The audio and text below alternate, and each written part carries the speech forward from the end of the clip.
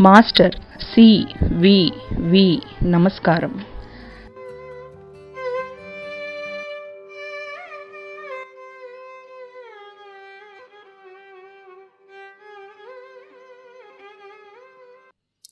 Master CVV.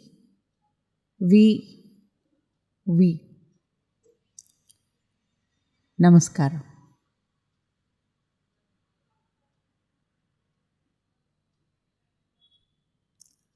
అందరికీ నమస్కారం. ఈ సెక్షన్లో శ్రీ అరవిందుల సావిత్రిలో ద ఇష్యూ అనే టైటిల్తో ఉన్న కంటెంట్ మనం చదవబోతున్నాం. ఇది తాతగారి సావిత్రిలో సమస్య అనే హెడ్డింగ్తో ఉంది.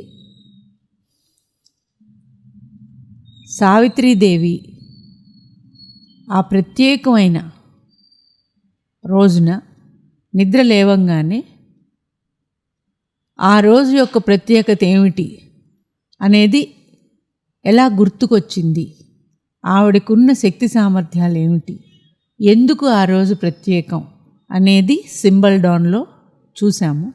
ఆవిడకున్న విశిష్టమైన లక్షణం ఏమిటి, విశ్వం మొత్తం తన హృదయంలో కల విశ్వజనని మానవ రూపంలో మానవుల కోసం ప్రేమతో మానవత్వాన్ని అమరత్వంతో సమానం చేసి ఈ భూమిని అమరం చేయడానికి వచ్చినది ఆవిడ అనేది తెలుసు.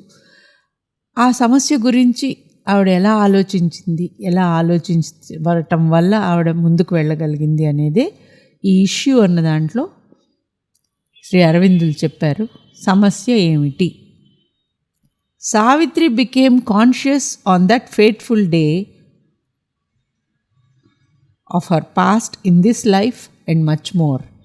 ఈ జన్మలో తను పుట్టిన దగ్గర నుంచి తన జీవితం అశ్వపతి గారి కూతురుగా ఎలా గడిచింది అనేది మొత్తం గుర్తు రావటమే కాక గత జన్మలు అంటే ఇంకా ఈ సృష్టి మొదలు నుంచి ఏంటి అనేవన్నీ కూడా ఆవిడకి ఒక్కసారి అలాగ మన ఫలకం మీద కనిపించినట్టుగా అయ్యాయన్నమాట.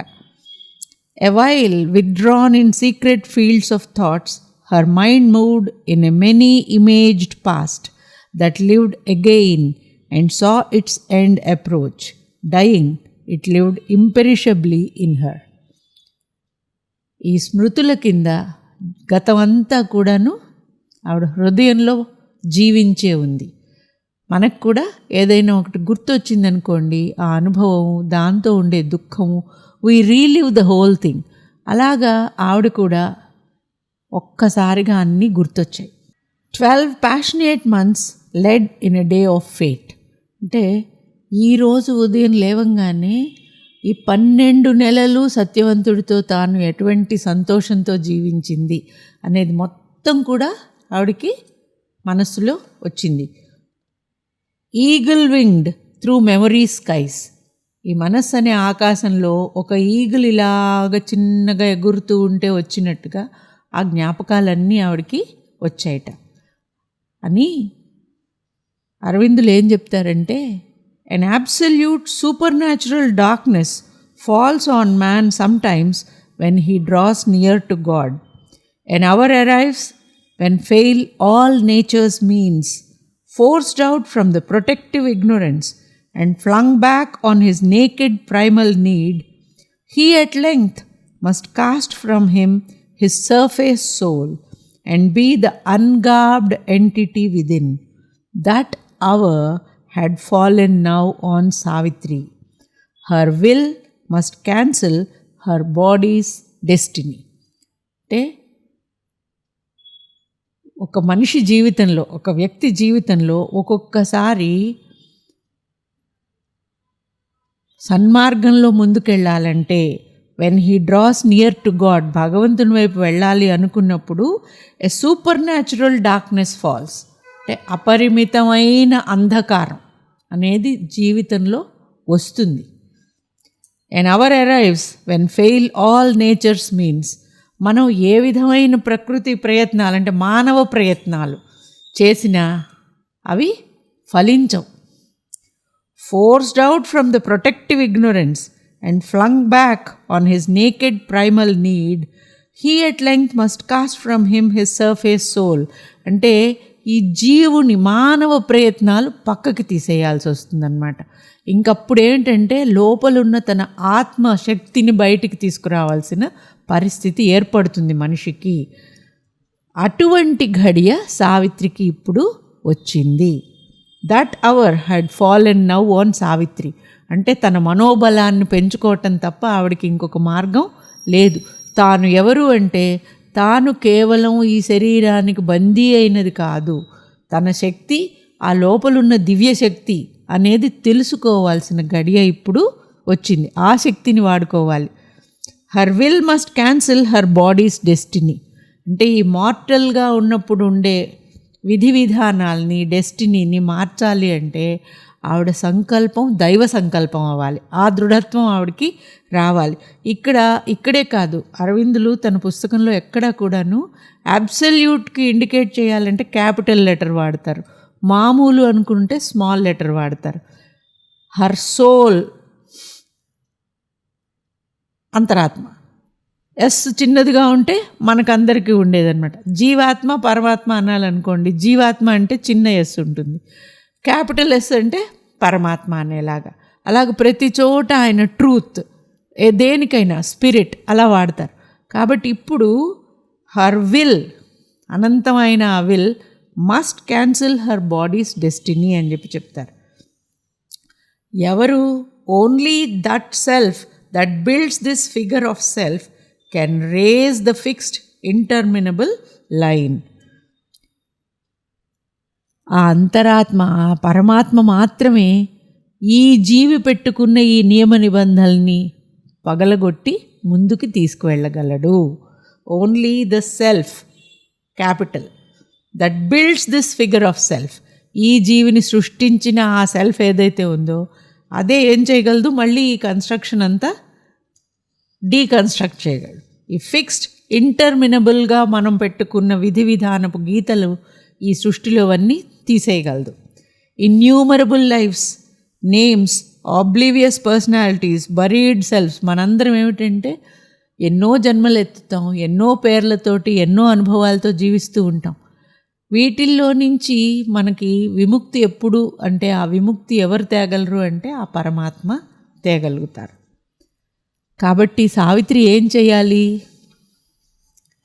Debate with embodied nothingness against the universe, weigh the single self, plead her case in world's death cave and vindicate her right to be and love. ఈ కోర్టులో, ఈ ప్రపంచం అనే కోర్టులో ఏం చేయాలి ఆవిడ? Plead her case in world's death cave. ఒక లాయర్ గనక వాదిస్తారు చూడండి, అలాగ ఈ భూమి మీద ఉన్న మానవులందరి తరఫున ఆవిడ తన ప్రేమతత్వంతో వాళ్ళకి రావాల్సిన విముక్తి కోసం వాదిస్తోంది. అంటే ఆవిడ మన తరఫు లాయర్ కింద వాదిస్తోంది. ఎక్కడ? మరణం అనే గుహలో వాదించి vindicate her right to be and love, జీవించటానికి, ప్రేమించటానికి తమ హక్కుని రూఢి చేసుకుని గెలవాలి అనేది ఆవిడ యొక్క ఇష్యూ. All nature's harsh economy, servitude to karmic gods మొత్తం తొలగించాలి. అంటే ఇక్కడ ఈ భూమి మీద మన ఆనందాలన్నీ పరిమితమైన హార్ష్ ఎకానమీ, కొంచెం కొంచెంగా ఇస్తూ ఉంటారు సుఖాలని, ఏవి శాశ్వతం కాదు. మనకు ప్రేమ కూడా కొంచెం కొంచెం క్వాంటిటీస్లో మ్యాటర్తో కలిసి వస్తుంది.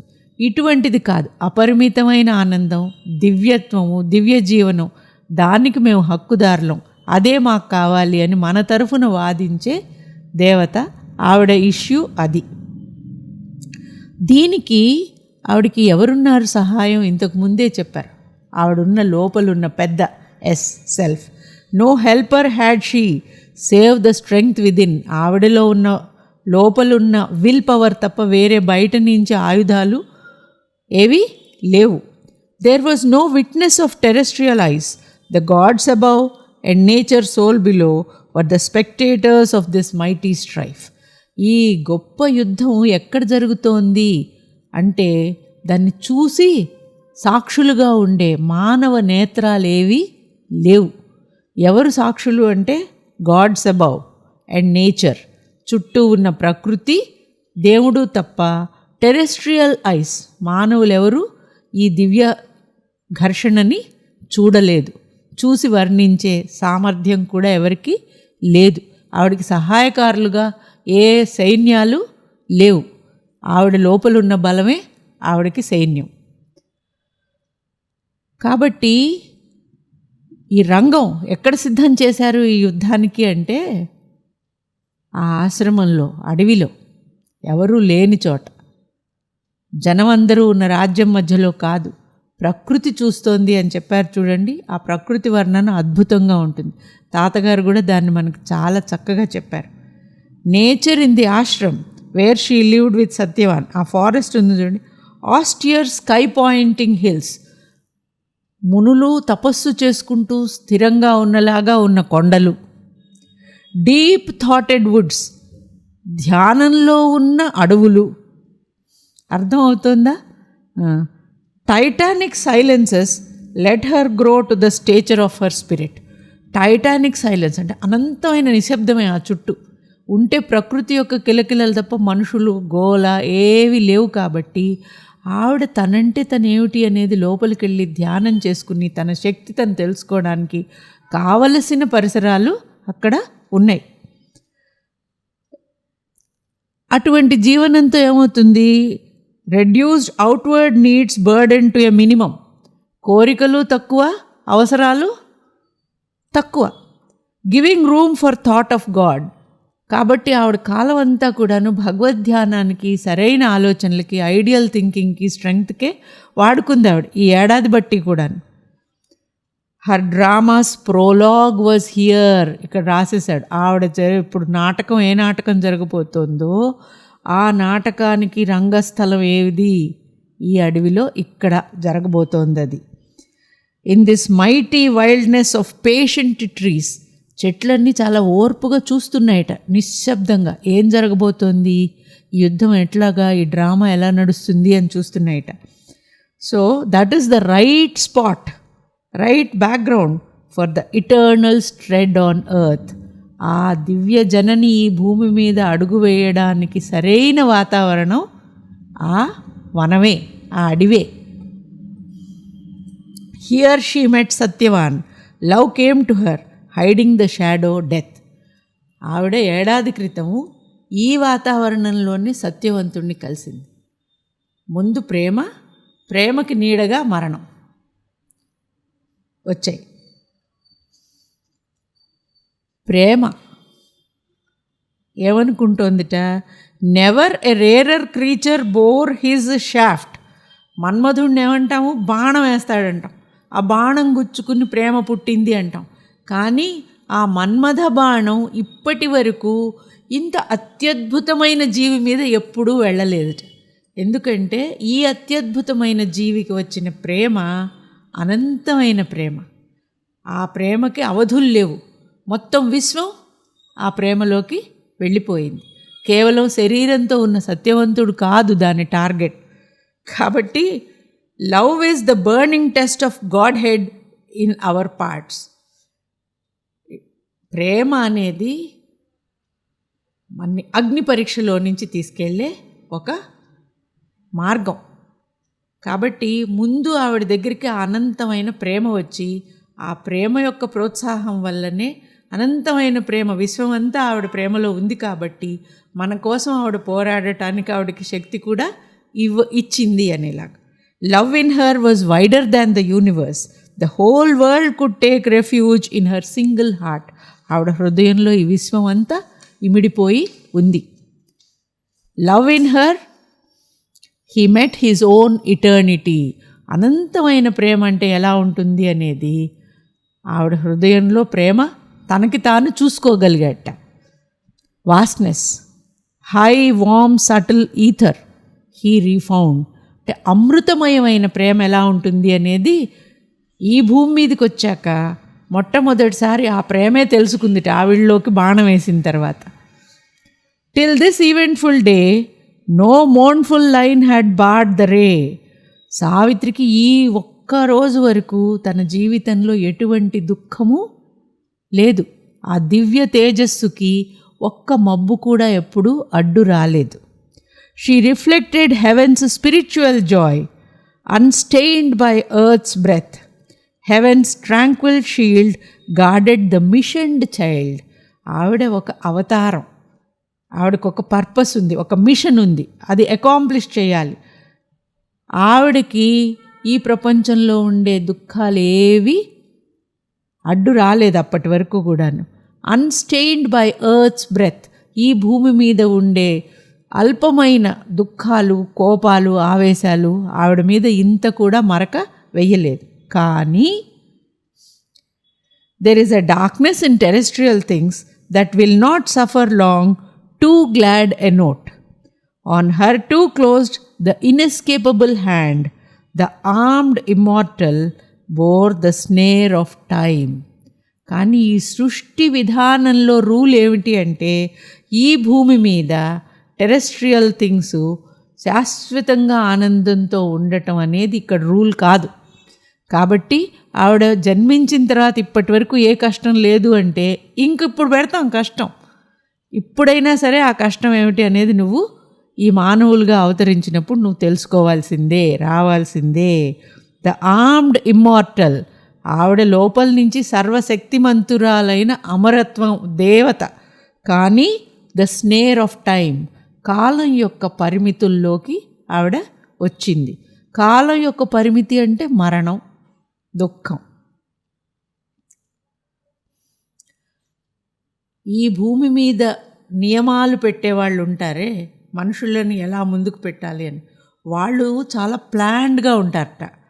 The assigner of the ordeal and the path, కష్టం ఏ రూట్లో ఉండాలి. ఇప్పుడు కార్ రేస్ అన్నా కూడా కొండల మించి వెళ్ళాలి, లోయల్లోంచి వెళ్ళాలి అని రూల్ పెడతారు గేమ్కి. అలాగా ఇటువంటి సావిత్రీదేవి అంటే ఏ కష్టము లేకుండా స్పిరిచువల్ నాలెడ్జ్తో ఉన్న జీవి అయితే ఈ జీవికి తగిన కష్టం పెట్టాలి, అదేంటి అనేది కూడా వాళ్ళు నిర్ణయిస్తారు. So the assigner of the ordeal and the path, challenge ఏమిటి, మార్గం ఏమిటి, ఏ రూట్లో వెళ్ళాలి. వాళ్ళు measured the difficulty with the might, అంటే ఆవిడ శక్తి ఎంతో శక్తికి తగినట్టుగా కష్టం ఉండాలి. శక్తికి తగని కష్టం అయితే చిటికిన వేలతో చిన్నది పక్కకి, అది కష్టం కింద అనిపించదు వాళ్ళకి. And dug more deep the gulf that all must cross. కాబట్టి ఆర్డియల్ అసైన్ చేసే డిజైనర్స్ ఉన్నారే, వాళ్ళు ఈవిడికి అగాధాన్ని పెంచారు. మామూలు వాళ్ళైతే అగాధంలో పడిపోతారు. ఈవిడికి ఛాలెంజ్ ఏమిటి, అగాధం దాటాలి. ఆ అగాధం అందరూ దాటేదే, ఆవిడ అగాధం మనందరి తరఫున ఇంకా అగాధాన్ని పూడ్చాలి. అది ఆవిడకి challenge. She must not accept this challenge as divinity incarnate. ఆవిడ అవతార రూపిణిగా కాదు ఈ ఛాలెంజ్ తీసుకోవాల్సింది. కాబట్టి the assigner of the ordeal who is pitiless in his calm outlook, ఈ విధి, ఈ భూమి మీద రూల్స్ పెట్టే విధి నిష్పక్షపాతంగా ఉంటాడట. ఏమీ ప్రేమ ఉండదు, ద్వేషం ఉండదు. ఎవరినైనా ఒకేలాగా చూసి ఈవిడికి ఈవిడ సామర్థ్యానికి తగిన కష్టమే పెట్టదలుచుకున్నాడు. ఆవిడ బ్యాక్గ్రౌండ్ ఏమిటి, ఆవిడ రాజుగారి కూతురు, అవేవి ఆయనకి అంటవన్నమాట. కాబట్టి ఆవిడ దీనికి క్వాలిఫికేషన్ ఏంటి, ఎసైలింగ్ హర్ డివైన్ ఎలిమెంట్స్. ఆవిడ దైవత్వ లక్షణాలు తీసేయాలి, మానవుడిగా కృషి చేసి దాటాలి. అదన్నమాట challenge. He made her heart kin to the striving human heart. కాబట్టి ఆవిడ హృదయంలోకి కూడా బాధ, దేవతలకైతే బాధ ఉండదు, నువ్వు మానవుల బాధ, మానవుల పరిమితత్వం అవేంటో కూడా తెలుసుకుంటూ ఈ ఛాలెంజ్ దాటాలి. And forced her strength to it's appointed road. కాబట్టి ఆవిడలో ఉన్న డివైన్ ఎలిమెంట్స్ని పక్కకు తీసి నువ్వు ముందుకెళ్ళాలి అని చెప్పాడు. ఇప్పుడు మరి సమస్యలో ఇది కండిషన్స్ ఆఫ్ దిస్ గేమ్ ఇవి అనుకునేట్లయితే, to win or lose the godlike game for man was her soul's issue thrown with destiny's dice.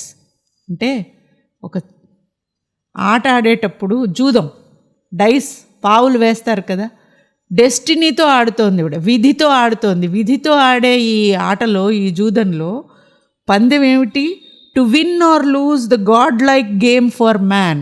మానవుడికి అమరత్వం ఇవ్వడమా ఇవ్వకపోవడమా, అదన్నమాట అక్కడ ధర్మరాజు గారి యుద్ధంలాగా, జూదంలాగా.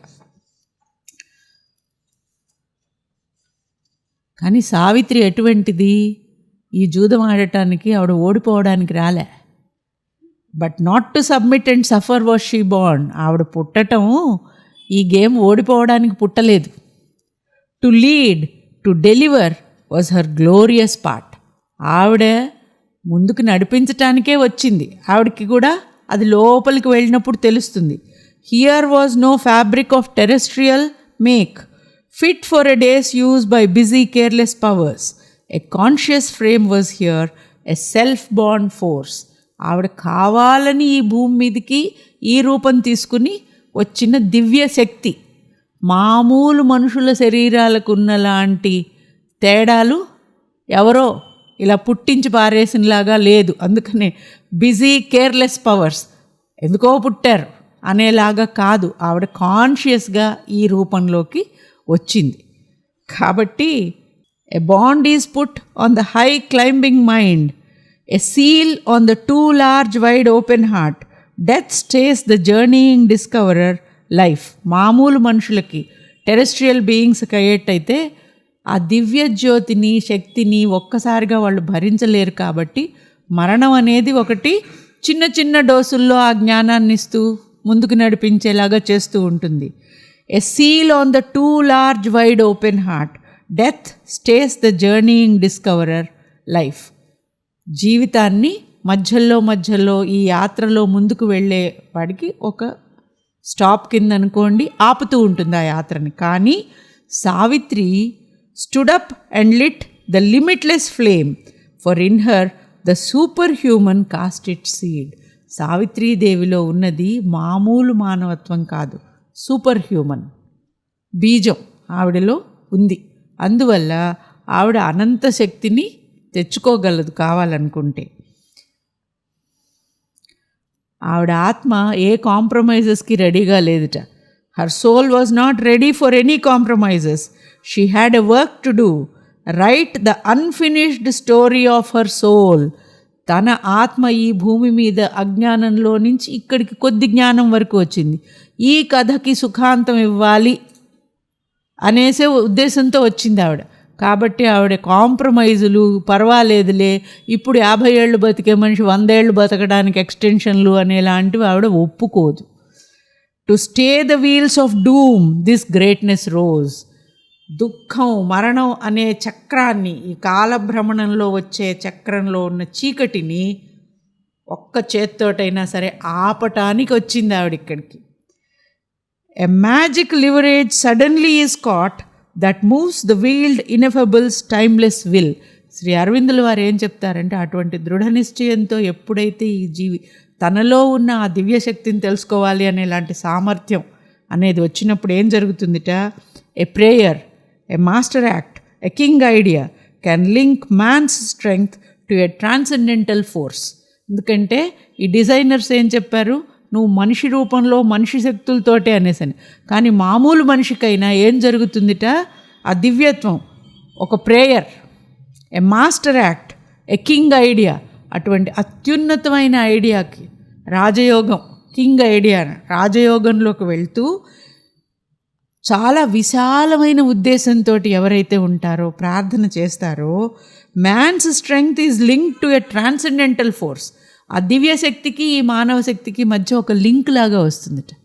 ఆ లింక్ వచ్చినప్పుడు ఏమవుతుంది? This miracle is made the common rule. అప్పుడు వాళ్ళు ఏదైనా సాధించగలుగుతారు, ఎందుకంటే వాళ్ళ శక్తికి అపరిమితత్వం వస్తుంది కాబట్టి. One mighty deed can change the course of things, a lonely thought becomes omnipotent. మామూలుగా ఒంటరిగా ఉన్నాను, నా ఆలోచనకి బలమేది అనుకున్నా, ఆ ప్రార్థనతో ఎప్పుడైతే ఆ దివ్యశక్తితో లింక్ వస్తుందో దానికి సంపూర్ణ శక్తి వస్తుంది అని చెప్తారు. ఇప్పుడు సావిత్రీదేవికి ఆవిడ చేసే ప్రేయర్లో నుంచి, ఆవిడ వెళ్ళే జర్నీలో నుంచి అటువంటి శక్తి తెచ్చుకుని సత్యవంతుడి కోసం, ప్రపంచం కోసం మరణంతో ఆవిడ పోరాడి చరిత్ర తిరగరాస్తుంది. ఇది ఎప్పుడు వస్తుంది అంటే మొత్తం ఆవిడ జననం అంతా అయిన తర్వాత అప్పుడు వస్తుంది. కానీ ఇప్పుడు మనకి ఈ డ్రామా బిగినింగ్లో చెప్పారన్నమాట. Wisdom comes and vision gross with in. ఆ జ్ఞానం జరిగినప్పుడు లోపల నుంచి పూర్ణమైన జ్ఞానోదయం అవుతుంది. ఏం చేయాలి అనే అంతర్దృష్టి పెరుగుతుంది.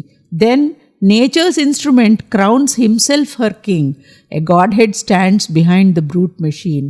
అప్పుడు మానవుడు చూడ్డానికి అల్పుల్లా ఉంటాడు, కానీ లోపల దైవత్వం వచ్చేస్తుంది, ఏదైనా చేయగల సామర్థ్యం వస్తుంది, ప్రకృతి నియమాల్ని కంట్రోల్ చేయగలుగుతారు. He becomes the king, not the slave. This truth broke in a triumph of fire. A victory was won for God in man. The deity revealed its hidden face. The great world mother now in her arose. A living choice reversed fate's cold dead turn. ఇప్పుడు సావిత్రి దేవిలో కూడా అటువంటి మార్పు జరిగి the world's mother, great world mother తనలో తిరిగి వచ్చినట్టుగా అయింది. సావిత్రి మామూలు సావిత్రిగా గేమ్లో ఉండాలి అంటే ఆ డివినిటీ తోటి లింక్ తన ప్రేయర్ తోటి master act, a king idea తెచ్చుకుంది. కాబట్టి she is now not just Savitri, ఒక మిషన్తో వచ్చిన ఆ దేవత కార్యం జరుగుతుంది. She is a flaming warrior. ఆ ఫ్లేమ్ ఏమిటి? జ్ఞానజ్యోతి. Empowered to force the door denied and closed. ఇప్పుడు ఈ పదం ఎంపవర్డ్ అనేది తెగ వింటూ ఉంటాం, స్త్రీలకి వాళ్ళ సామర్థ్యం ఇవ్వండి అని. ఇప్పుడు ఆవిడ సర్వశక్తిమంతురాలన్నమాట. Empowered to force the door denied and closed. ఏ మార్గం అయితే ఇప్పటి వరకు మూసేసి ఉందో ఆ తలుపులు తెరిపించే సామర్థ్యంతో ఆవిడ వచ్చింది. Burst the bounds of consciousness and time. Limited consciousness నుంచి మనకి అన్లిమిటెడ్ కాన్షియస్నెస్, లిమిటెడ్ టైం నుంచి ఇటర్నిటీకి మన మార్గాన్ని సుగమం చేయడం అనే యుద్ధం చేయడానికి మన తరఫున ఆవిడ వచ్చింది. కాబట్టి ఇందులో ఇష్యూ ఏమిటి, దానికి కావలసిన శక్తి ఏమిటి అనేలాగా అరవిందుల వారు చెప్పారు. రేపు తాతగారు ఏం చేశారో నెక్స్ట్ సెక్షన్లో చూద్దాం. నమస్కారం.